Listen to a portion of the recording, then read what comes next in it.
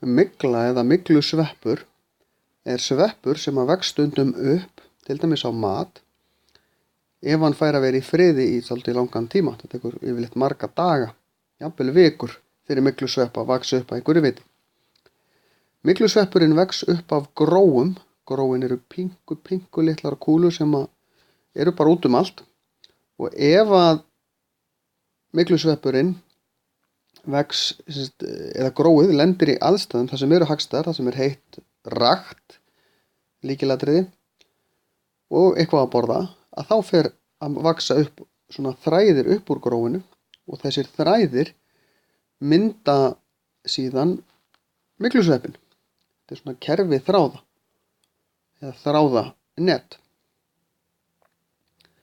Ef að þetta vex nógu lengi og það sem að þræðirnir gera, það seytlar út úr þeim meltingarensím eða svona lífhvati sem að leysir upp brauðið, svo soga þeir næringuna upp í þræðina, að þeir fara að beinast aðeins frá og endunum myndast gróhirslur á endunum á sveppaþráðunum.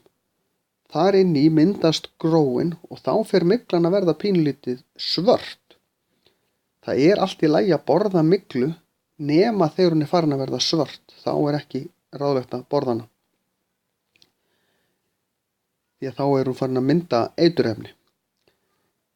Síðan þegar þessi gró eru tilbúin í sveppaþráðunum, í gróhirslunum segi ég, þá springur hún og gróin dreifast út um allt og þau eru svo lítil, við sjáum þau ekkert. Og þá geta þau dreifst á nýjan stað þar sem að það getur vaxið upp nýr sveppur ef að það lendir á hagstæðum stað. En gróin geta lifað mjög lengi án þess að gera neitt. Þau liggja bara þarna.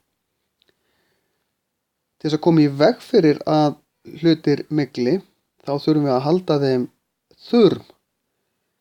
Því að það sem að myglan þarf til þess að vaxa er raki.